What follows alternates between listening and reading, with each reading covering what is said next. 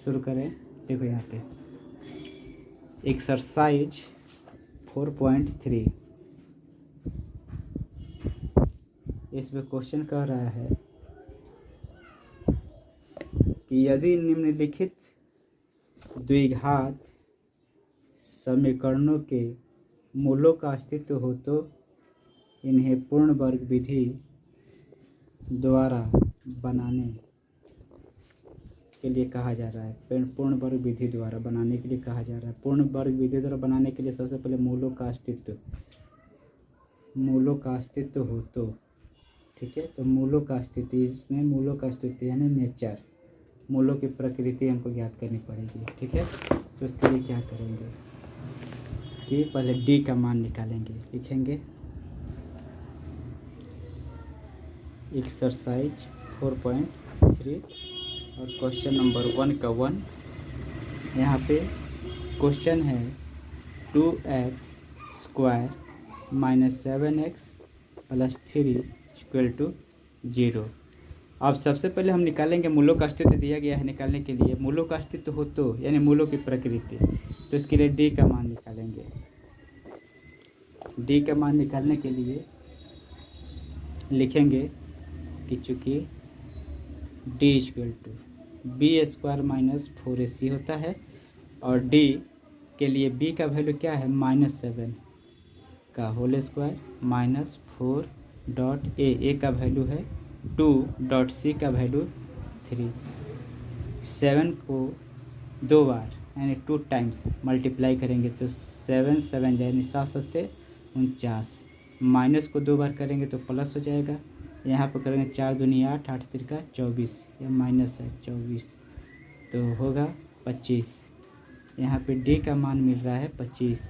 जब डी का मान 25 है, चूँकि डी का मान यहाँ पे क्या है बड़ा है 0 से, इसलिए मूलों का अस्तित्व है। यानी डी का मान जब 0 से बड़ा होता है तो क्या होता है कि मूल वास्तविक एवं असमान मिलते हैं, और 0 के बराबर हो जाता है तो मूल वास्तविक एवं समान मिलते हैं। अब फार्मूला में लिखवा दिए हैं। और डी का मान जब छोटा हो जाता है 0 से तो मूल अवास्तविक होते हैं, ठीक है। तो यहाँ पे लिखेंगे डी का मान जब बड़ा है तो मूल मिलेगा ना कुछ तो मिलेगा, यानी मूलों का अस्तित्व है। मूलों का अस्तित्व है, मूलों का अस्तित्व है। अब निकालेंगे यहाँ पे क्या कह रहा है क्वेश्चन कि पूर्ण वर्ग विधि द्वारा, इन्हें पूर्ण वर्ग विधि द्वारा ही बनाना है। मूलों का अस्तित्व है तो पूर्ण वर्ग विधि द्वारा बनाने के लिए यहाँ पे क्वेश्चन लिखेंगे फिर कि 2x² - 7x + 3 = 0। अब दोनों तरफ हमारा रूल कहता है कि x² के साथ जो गुना में जो संख्या होती है उसी से दोनों तरफ भाग देते हैं, भाग देंगे = अब यहाँ पे 2 क्रॉस हो जाएगा, कट जाएगा तो क्या बचेगा x² - 7/2 आज 3/2 जो है उस साइड में चला जाएगा। यहाँ पे 0 का वैल्यू है कुछ, 0/2 का मतलब 0 का कोई वैल्यू नहीं है, लेकिन 3/2 प्लस में उस साइड में आएगा तो क्या हो जाएगा -3/2। यहाँ प्लस में इस साइड में आएगा तो माइनस में। अब क्या करेंगे कि 2 से b वाला जो वैल्यू है उसी में 2 से ऊपर भी गुना और नीचे भी गुना कर देंगे, यानी b में 2 से गुना और भाग कर देंगे तो क्या मिलेगा कि x² माइनस इस ऊपर वाले के 2 को शुरू में कर दो और 7 बाई नीचे वाले 2 को 2 से गुना करोगे 4 को रखेंगे = -3/2 है। अब यहाँ पे 7/4 जो है उसी का होल स्क्वायर लिखेंगे, 7/4 का होल स्क्वायर, और दोनों तरफ जोड़ देंगे। दोनों तरफ जोड़ेंगे तो दोनों तरफ वाले को काट लेंगे तो पहले वाला ही ना बचेगा। लेकिन यहाँ पे एक राजनीति की चाल है, कुछ हमको करना है, इसलिए यहाँ पे ऐसा क्या कर रहे हैं। x² - 2 डॉट एक के जगह पे b, x और b की जगह पे 7/4 + 7/4 का होल स्क्वायर फार्मूला के अनुसार मिलेगा क्या कि a square minus 2ab plus b square किसका फार्मूला है, यह a माइनस बी का होल स्क्वायर इक्वल टू यहाँ पे है -3/2 प्लस 7 7 जा 49 7 7 49 4 चौका 16 यहाँ x माइनस 7/4 का होल स्क्वायर इक्वल टू यहाँ पे 2 और 16 का एलसीएम निकालेंगे तो 16 होगा, 2 से 16 कटेगा 8 में और 8 तिरका 24 प्लस 16 से 16 गया एक बार में और उसी 1 से 49 में मल्टीप्लाई करेंगे, गुना करेंगे तो 49 मिलेगा और x माइनस 7/4 का whole square equal to 49 plus में है 24 माइनस में, एक प्लस में और एक माइनस में संख्याएं दी गई हो तो उन्हें क्या करते हैं, घटाते हैं। तो 49 में से 24 गया 25/16। यहाँ x माइनस 7/4 को रखेंगे, होल स्क्वायर है, वर्ग है, उस साइड में जाएगा तो वर्गमूल होगा 25/16 मिलेगा। यानी x माइनस 7/4 इक्वल टू कोई भी संख्या जब वर्गमूल से बाहर निकलती है तो एक प्लस में और एक माइनस में हो जाती है, 5/4 हुआ। x को रखेंगे यहाँ पे +4 प्लस माइनस 5/4 अब प्लस हो जाएगा, 7/4 माइनस में उस साइड में जाएगा तो प्लस में हो जाएगा। तो इसका आंसर क्या होगा कि x इक्वल टू, एक बार प्लस वाले को रखेंगे, 4 का एलसीएम निकालेंगे तो 4 हो जाएगा और फिर एलसीएम समान है तो 5 + 7 हो जाएगा। फिर एक बार 4 का एलसीएम 4 और नीचे वाला 4 से 4 कट गया एक बार में और 1 से 5 में गुणा करेंगे तो 5। अब माइनस वाली संख्या को लिख देंगे -5। प्लस वाले को तो शुरू में लिख दिए, ये प्लस है तो इसको यहाँ पे कर दिए, इस माइनस को यहाँ पे कर दिए, फिर +7 बच जाएगा। ऐसे ही भिन्न का जोड़ घटाव तो पते हैं। तो x इक्वल टू 7 5 12/4 और यहाँ पे 7 में से 5 गया 2/4, यह कटेगा 2 से, यह कटेगा 3 से, देयरफॉर x इक्वल टू 3 बचा, यहाँ पे 1/2 बचा। ये तुम्हारा आंसर, ठीक है। नेक्स्ट अब क्वेश्चन नंबर 2 आ रहा है कि 2x² plus x plus 4 equal to 0। यहाँ हमको क्या निकालना है बाबू, मूलों का। हमारा क्वेश्चन कह रहा है कि मूलों का अस्तित्व हो तो, मूलों का अस्तित्व हो तो यानी डिस्क्रिमिनेंट d का वैल्यू निकालेंगे कि d इक्वल टू, अब निकालेंगे कि d इक्वल टू क्या होता है, b² माइनस 4ac। तो b का वैल्यू है यहाँ पे 1 है ना, तो 1 का स्क्वायर -4.2.c। यहाँ पे 1 का स्क्वायर, 1 को 2 बार गुना करोगी 1 माइनस 4 दूनी 8 चौका 32, 4 चौका 16 दूनी 32। यहाँ 1 में से 32 जाएगा तो क्या होगा, -31 हो गया। अब यहाँ पे d का मान जो है माइनस में है तो वह 0 से क्या है, छोटी संख्या न है, तब लिखेंगे कि चूँकि d का मान छोटा है किससे, 0 से, इसलिए मूलों का अस्तित्व नहीं है। मूलों का अस्तित्व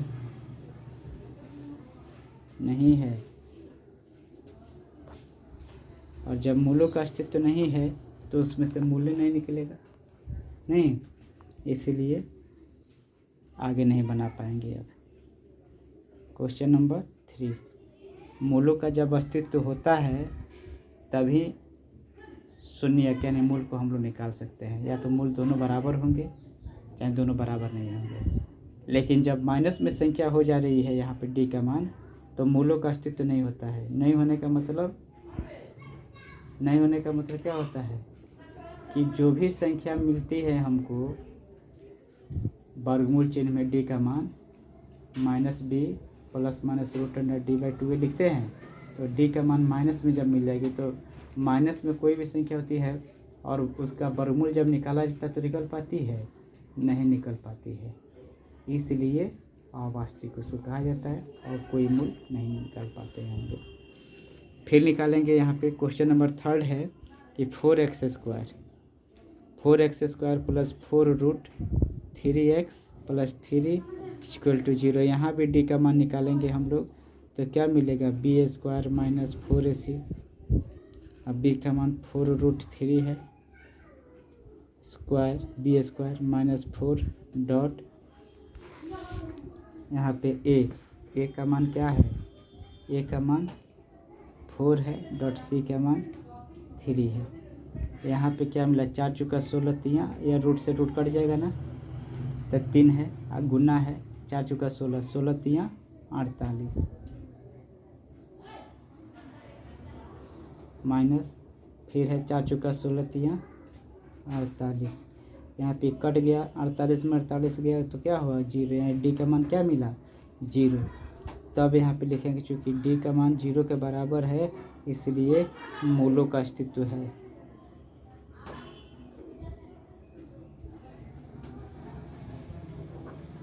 ठीक है, तब निकालेंगे कि अब वहीं पूर्ण वर्ग विधि द्वारा कैसे निकालते हैं, तो लिखेंगे कि 4x square plus 4√3x plus 3 equal to 0। X square का जो गुणांक है उसी से दोनों तरफ भाग दे देंगे, कट जाएगा बचेगा एक्स स्क्वायर प्लस 4 कट गया तो √3x और यहाँ पे 3/4 है उस साइड में चला जाएगा, उस साइड में जाएगा तो क्या हो जाएगा -3/4। यहाँ पे 0 का नो वैल्यू है छोड़ देंगे, ऊपर भी 2 और नीचे भी 2 लिखेंगे, 2 से गुना और भाग। अच्छा, और यहाँ पे एक्स स्क्वायर आप प्लस 2 अलग कर देंगे, अब √3/2 अलग हो गया आया x हो गया। यहाँ पे √3/2 है ना, इसी का होल स्क्वायर लिख कर दोनों तरफ जोड़ देंगे, ये पढ़ा जाएगा। ठीक है, तो इक्वल टू -3/4 और यहाँ भी जोड़ेंगे √3/2 का होल स्क्वायर। तो यहाँ a square plus 2ab plus b square है, यह मिला a प्लस बी का whole square equal to -3/4 plus root से रूट कट गया तो 3/2 2 जा 4, यह भी कट जाएगा ना, यह भी कट जाएगा तो क्या मिलेगा 0 मिलेगा। x प्लस √3/2 हो गया इक्वल टू 0 है, यहाँ 0 बचेगा, है वर्ग है इधर जाकर वर्गमूल हो गया। तो यहाँ पे क्या मिलेगा हम देखेंगे कि यहाँ x को रख रहे हैं, यहाँ 0 का वर्गमूल 0 हो जाता है, प्लस हो चाहे माइनस हो, 0 का नो वैल्यू तो उस प्लस माइनस का भी नो वैल्यू। यहाँ x को रखेंगे √3, यहाँ पे क्या है /2 प्लस में है, उस साइड में जाएगा तो क्या हो जाएगा -√3/2। अब यहाँ अगर 0 का चिन्ह अगर एगो प्लस लिखेंगे तो इसको प्लस के साथ जोड़ देंगे, फिर माइनस लिखेंगे तो माइनस के साथ घटा देंगे, यानी 2 को मान मिलेगा ना, लेकिन होगा वहीं इसके साथ एक बार 0 को जोड़ेंगे चाहे घटाएंगे यही ना संख्या मिलेगी। एक ही बार लिख दीजिए और चाहे इसी को 2 बार लिख दीजिए, आपकी मर्जी, जो हुआ वहीं दैट्स योर आंसर। ठीक है, दोनों मूल आपस में क्या हुआ इक्वल हो गया।